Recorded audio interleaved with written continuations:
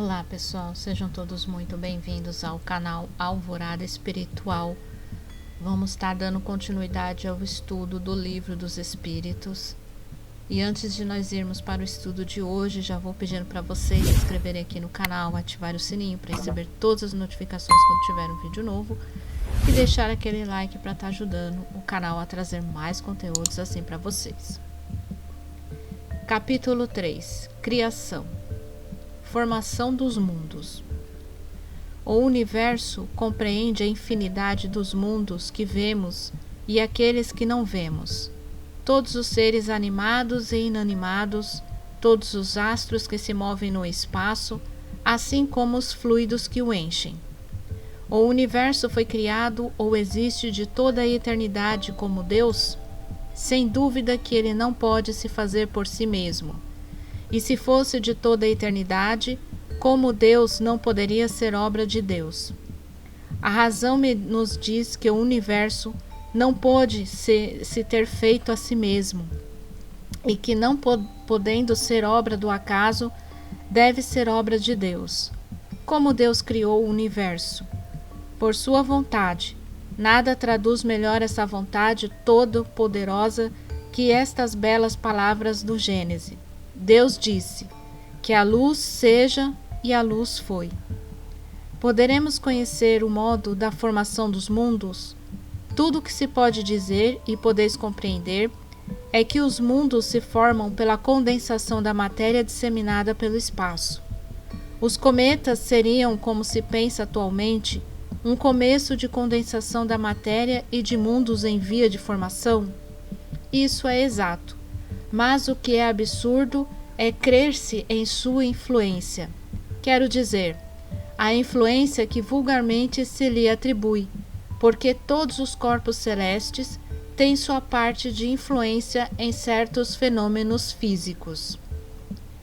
Um mundo completamente formado pode desaparecer e a matéria que o compõe disseminar-se de novo no espaço? Sim. Deus renova os mundos como renova os seres vivos. Poderemos conhecer a duração da formação dos mundos, da Terra, por exemplo? Nada te posso dizer a respeito, porque só o Criador o sabe, e bem louco seria quem pretendesse saber ou conhecer o número de séculos dessa formação. Formação dos seres vivos. Quando a Terra começou a ser povoada, no começo, tudo era caos. Os elementos estavam em confusão. Pouco a pouco, cada coisa tomou o seu lugar. Então, apareceram seres vivos apropriados ao estado do globo. De onde vieram os seres que vivem sobre a Terra? A Terra continha os germes que aguardavam o momento favorável para se desenvolverem. Os princípios orgânicos se congregaram desde que cessou a força que os mantinha afastados, e eles formaram os germes de todos os seres vivos. Os germes estiveram em estado latente e inerte, como a crisálida e as sementes das plantas, até o momento propício para a eclosão de cada espécie. Então, os seres de cada espécie se reuniram e se multiplicaram. Onde estavam os elementos orgânicos antes da formação da Terra? Eles estavam, por assim dizer, em estado de fluido pelo espaço, entre os espíritos ou em outros planetas, esperando a criação da Terra para começar uma nova existência sobre o novo globo.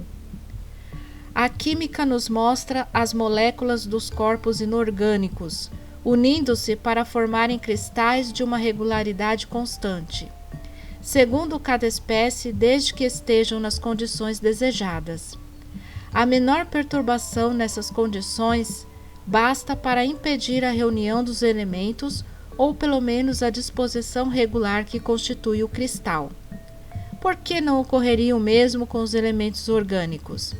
Conservamos durante anos sementes de plantas e de animais que não se desenvolvem senão em uma dada temperatura e num meio propício. Tem-se visto grãos de trigo germinarem depois de vários séculos. Há, portanto, nessas sementes, um princípio latente de vitalidade, que aguarda uma circunstância favorável para se desenvolver. O que se passa diariamente sob nossos olhos não pode ter existido desde a origem do globo? Essa formação de seres vivos, partindo do caos pela força da própria natureza, diminuiu alguma coisa da grandeza de Deus? Longe disso, ela responde melhor à ideia que fazemos de sua força se exercendo sobre os mundos infinitos por meio de leis eternas. Essa teoria não resolve, é verdade, a questão da origem dos elementos vitais, mas Deus tem seus mistérios e pôs limites às nossas investigações. Existem ainda seres que nasçam espontaneamente? Sim, mas o germe primitivo existia já em estado latente. Sois testemunhas todos os dias desse fenômeno. Os tecidos dos homens e dos animais não encerram os germes de uma multidão de vermes que aguardam para eclodir. A fermentação pútrida necessária à sua existência é um pequeno mundo que dormita e que se cria. A espécie humana se encontrava entre os elementos orgânicos contidos no globo terrestre? Sim, e ela veio a seu tempo. Foi o que levou a se dizer que o homem foi feito do limo da terra. Podemos conhecer a época do aparecimento do homem e dos outros seres vivos sobre a terra? Não. Todos os vossos cálculos são quiméricos.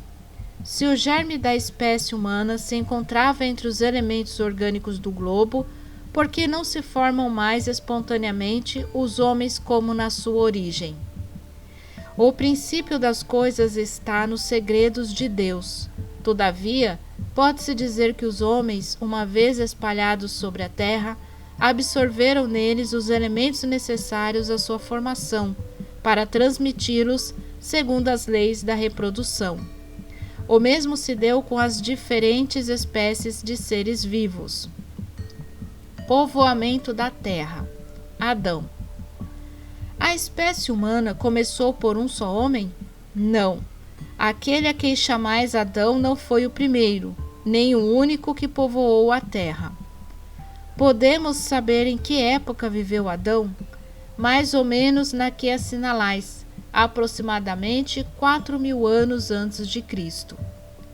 O homem cuja tradição se conservou sob o nome de Adão foi um dos que sobreviveram em certo país após alguns dos grandes cataclismos que, em épocas diversas, perturbaram a superfície do globo e veio a ser o tronco de uma das raças que hoje o povoam. As leis da natureza se opõem a que os progressos da humanidade, constatados muito tempo antes de Cristo, tenham se cumprido em alguns séculos, se o homem não estivesse sobre a terra senão depois da época assinalada para a existência de Adão. Alguns consideram, e com muita razão, Adão como um mito ou uma alegoria, personificando as primeiras idades do mundo. Diversidade das raças humanas. De onde vêm as diferenças físicas e morais que distinguem as variedades de raças humanas sobre a Terra? Do clima, da vida e dos costumes. O mesmo ocorre com dois filhos da mesma mãe que, educados um longe do outro e diferentemente, não se assemelham em nada quanto ao moral. O homem nasceu sobre diversos pontos do globo? Sim, e em épocas diversas, e isso é uma das causas da diversidade de raças.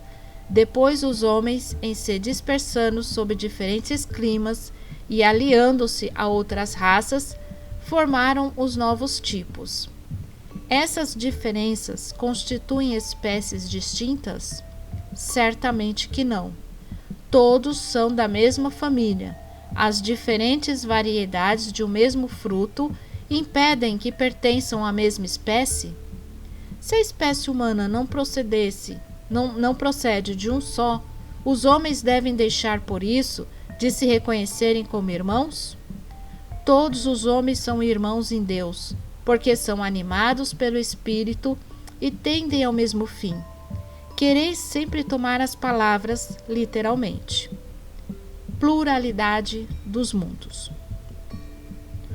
Todos os globos que circulam no espaço são habitados? Sim. E o homem da Terra está longe de ser, como crê, o primeiro em inteligência, em bondade e perfeição. Todavia, há homens que se creem muito fortes, que imaginam que somente seu pequeno globo tem o privilégio de abrigar seres racionais. Orgulho e vaidade. Julgam que Deus criou o universo só para eles. Deus povoou os mundos de seres vivos, concorrendo todos ao objetivo final da providência. Acreditar que os seres vivos estão limitados ao único ponto que habitamos no universo seria pôr em dúvida a sabedoria de Deus, que não fez nada inútil. Ele deve ter determinado para esses mundos um fim mais sério que o de recrear nossa visão. Nada, aliás, nem na posição, no volume ou na constituição física da Terra, pode razoavelmente fazer supor que só ela tem o privilégio de ser habitada, com exclusão de tantos milhares de mundos semelhantes. A constituição física dos diferentes globos é a mesma? Não. Eles não se assemelham de modo algum. A constituição física dos mundos, não sendo a mesma para todos, seguir-se-á tenham organização diferente os seres que os habitam? Sem dúvida. Como para vós os peixes são feitos para viverem na água e os pássaros no ar. Os mundos mais afastados do Sol estão privados de luz e de calor, uma vez que o Sol se mostra a eles apenas com a aparência de uma estrela? Crede, pois, que não existem outras fontes de luz e de calor além do Sol, e não considerais em nada a eletricidade, que, em certos mundos, tem um papel que desconheceis, e muito mais importante que sobre a Terra? Aliás, não dissemos que todos os seres sejam da mesma matéria vossa e com órgãos dispostos como os vossos. As condições de existência dos seres que habitam os diferentes mundos devem ser apropriadas ao meio para o qual foram chamados a viver.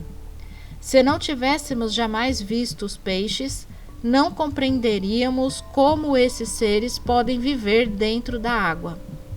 Assim acontece em outros mundos que contêm, sem dúvida, elementos que desconhecemos.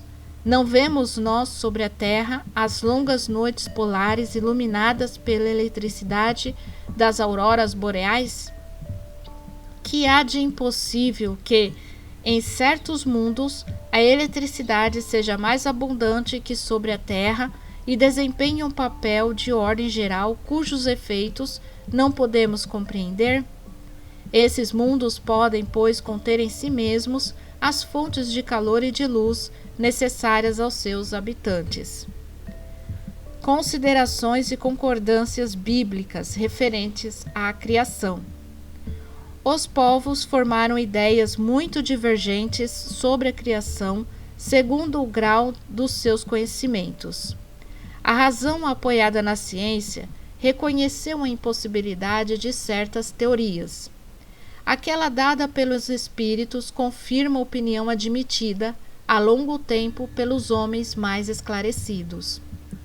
A objeção que se pode fazer a essa teoria é que está em contradição com o texto dos livros sagrados, mas um exame sério faz reconhecer que essa contradição é mais aparente que real e que ela resulta da interpretação dada a um significado frequentemente alegórico. A questão do primeiro homem na pessoa de Adão, como única fonte da humanidade, não é o único ponto sobre o qual as crenças religiosas tiveram que se modificar.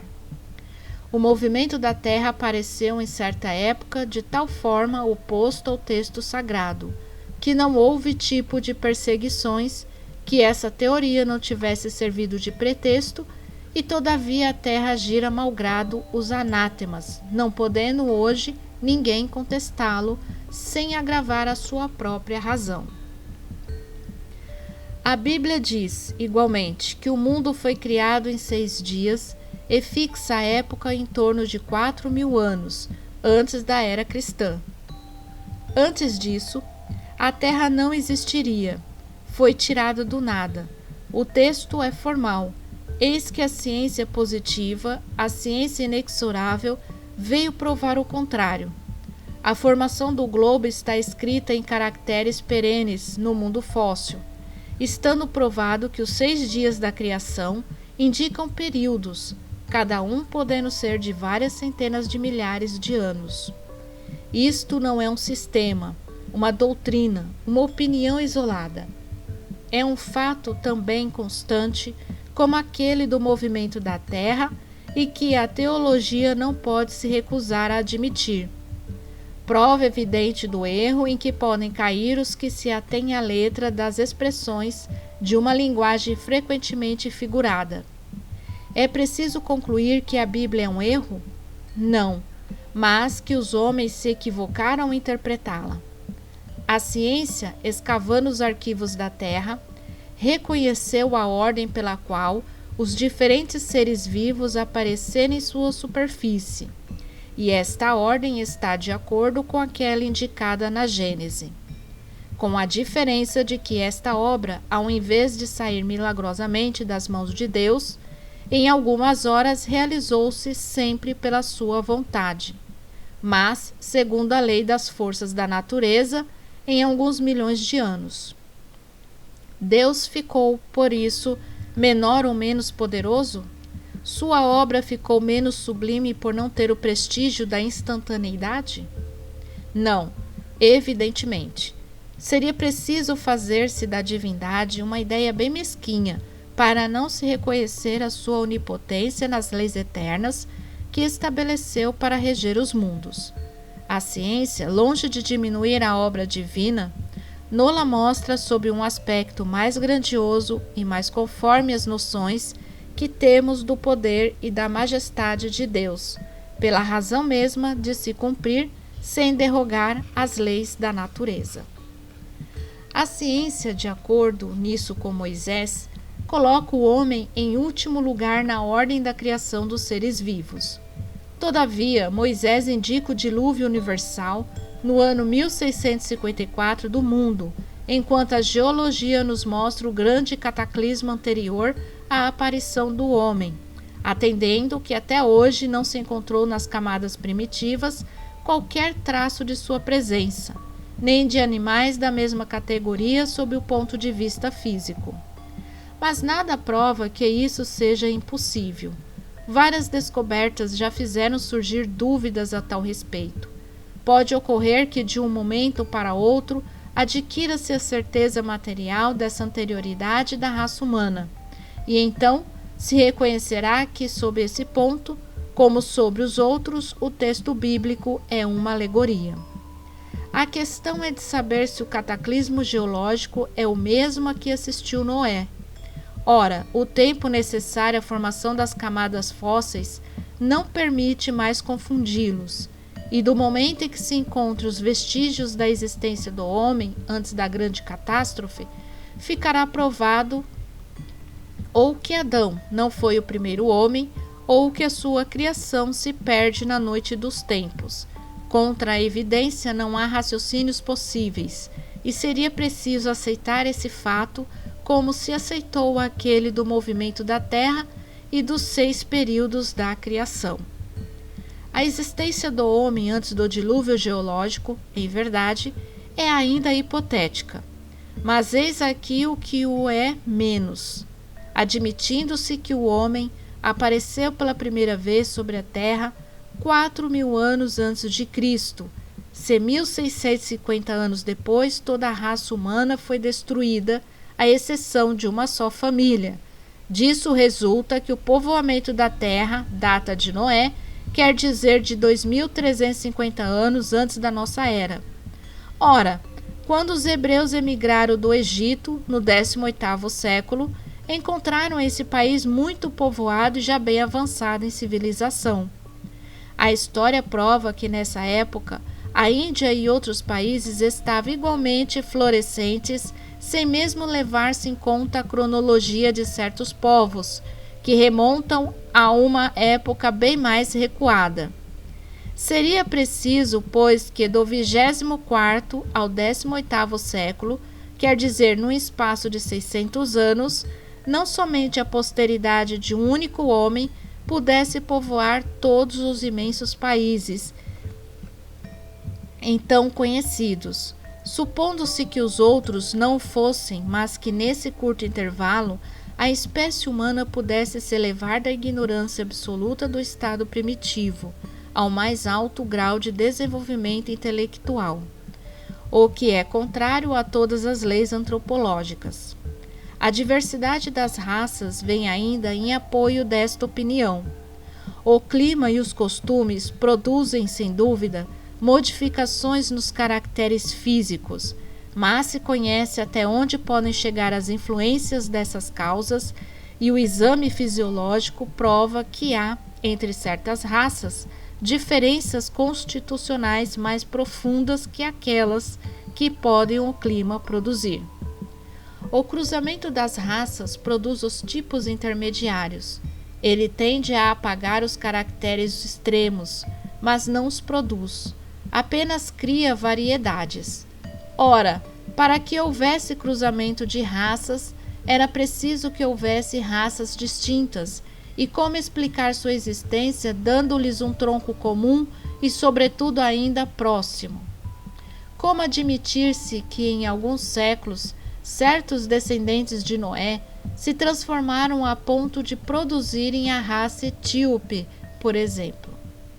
Uma tal metamorfose não é mais admissível que a hipótese de um tronco comum para o lobo e o cordeiro, para o elefante e o pulgão, para o pássaro e o peixe.